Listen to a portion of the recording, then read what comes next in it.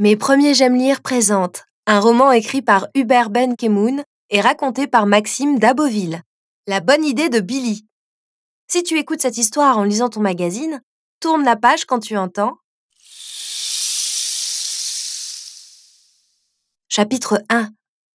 Grosse panique. Ce mardi-là, notre maîtresse, Madame Cartel, a écrit au tableau les deux mots terribles. Contrôle général. Elle a précisé « Nous le ferons vendredi prochain ». Même le silence qui s'est abattu sur la classe faisait peur. Ensuite, de sa jolie écriture, Madame Cartel a inscrit « orthographe ».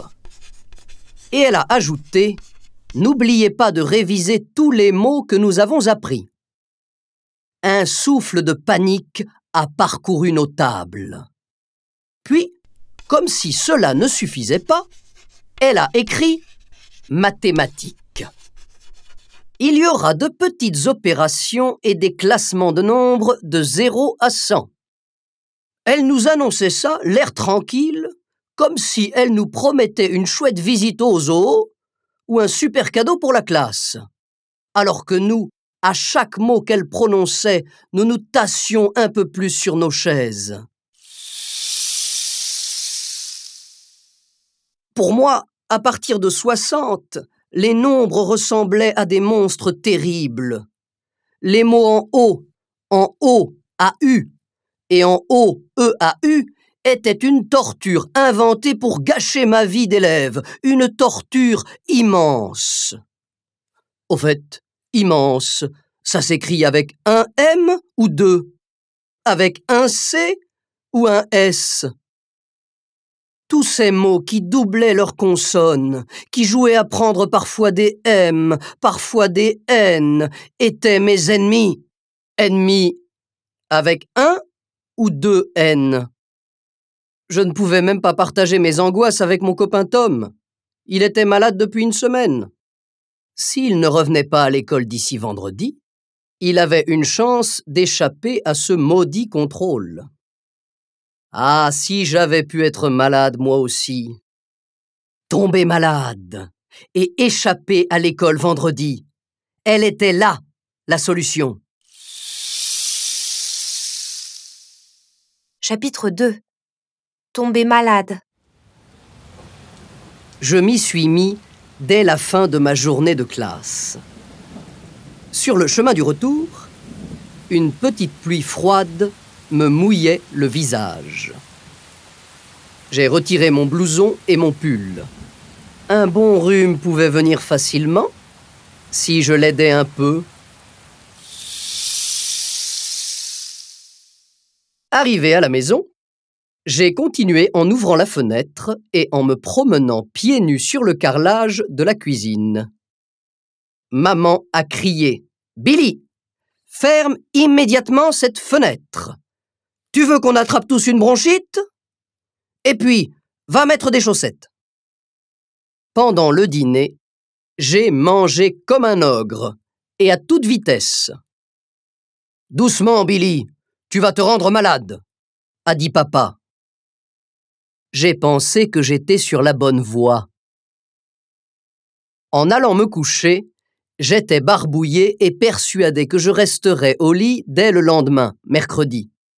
Après, il me suffirait de tenir jusqu'à vendredi. Hélas, le lendemain, je n'avais ni fièvre, ni rhume, pas même un éternuement. C'était désespérant.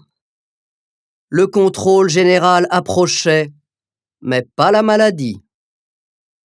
Ah, si seulement Niels, mon petit frère, avait une bonne vraie grosse bronchite, j'aurais pu aller me frotter à lui, histoire d'attraper ses microbes.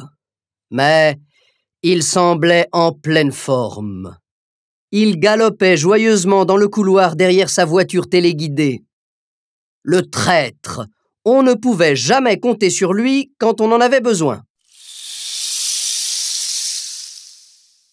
Soudain, j'ai pensé « Tom, lui seul peut me sauver !» Et j'ai demandé à maman si je pouvais aller jouer chez lui l'après-midi. « Je croyais que Tom était malade », a dit maman. « Non, il va beaucoup mieux, et je m'ennuie sans lui », ai-je répondu en baissant les yeux. Maman est toujours très forte pour sentir quand je mens. Pourtant là, elle m'a cru. Je suis parti chez Tom. En m'accueillant, la mère de Tom a dit « C'est gentil de venir, Billy, mais tu sais, Tom est au lit et encore un peu fiévreux. J'espère qu'il n'est plus contagieux. » Je ne pouvais pas lui avouer que j'espérais le contraire. Chapitre 3. À moi les microbes. Tom avait une petite mine et de très chouettes boutons rouges partout sur la figure et le ventre. Une vraie coccinelle. Je lui ai expliqué pour le contrôle général de vendredi et je lui ai demandé de partager ses boutons avec moi. Il en avait tellement. Tom a très bien compris mon plan. « Prends-les tous !» a-t-il déclaré en rigolant. Collés l'un contre l'autre sur le canapé, nous avons regardé des tas de dessins animés. Ensuite, pendant le goûter, nous avons bu dans le même verre.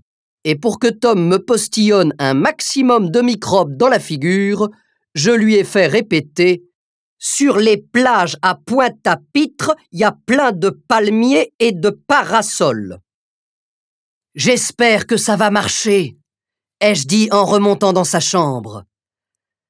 Tom m'a proposé « Si tu veux, en plus, je te pousse dans l'escalier. Avec un peu de chance, tu te casses un bras ou une jambe. » L'idée était bonne, mais là, en haut des marches, j'ai quand même hésité. Je voulais rater le contrôle, pas me retrouver à l'hôpital pendant 1 mois. Alors, j'ai refusé. Quand je suis reparti, Tom et moi en étions sûrs. J'allais être malade le lendemain.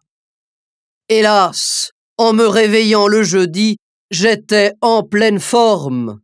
C'était une journée triste, humide et froide, et sans rhume. Encore plus triste quand la maîtresse a rappelé à la classe « N'oubliez pas le contrôle de demain, les enfants ». Comme si nous avions pu oublier. Le soir, j'ai essayé de faire croire à mes parents que je me sentais très patraque.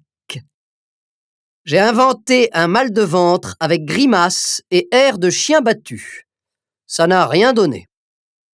Maman m'a pris ma température et je n'ai gagné que le droit d'aller me coucher plus tôt. Le pire, c'est que j'ai très bien dormi.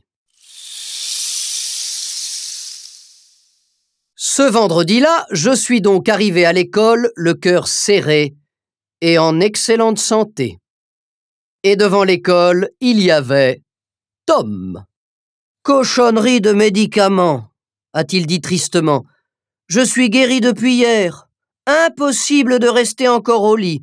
Ma mère n'a rien voulu savoir. » C'est alors que M. Burnies, le directeur, a appelé. « Les élèves de Madame Cartel, rassemblez-vous ici.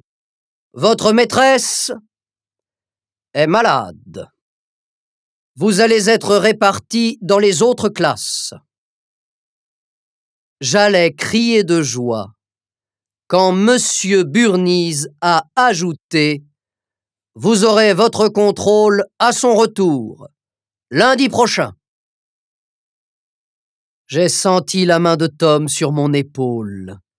Il a soupiré. « Billy, je crois qu'on va devoir réviser. »« Tais-toi, j'en suis malade. » Et maintenant, mes premiers J'aime lire te proposent les petits mots de Zoé. Il est tard. Le tétard est en retard. Ça me met en pétard. Ah! Enfin, le voilà!